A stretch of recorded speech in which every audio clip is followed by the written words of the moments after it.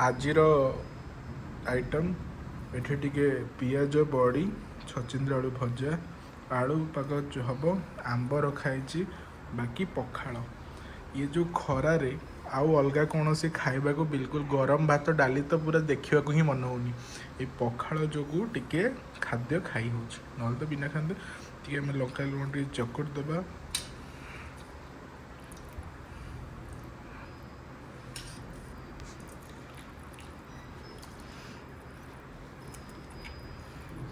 ମସଲା ମସଲି ଖାଇବାକୁ ତ ଆଉ ଇଚ୍ଛା ବି ହେଉନି।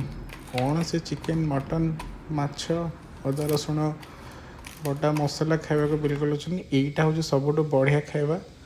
ଟିକେ ଖାଇଦେଇକି ଆଜି ରବିବାର ଅଛି ଶନିବାର ଆଜି ଖାଇଦେଇକି ଅଫିସ୍ ତ ଛୁଟି ଟିକେ ଶୋଇପଡ଼ିଲେ ଆଉ ୟାଠୁ ସୁଖ ଏଇ ତ ଆନନ୍ଦ ଆଉ।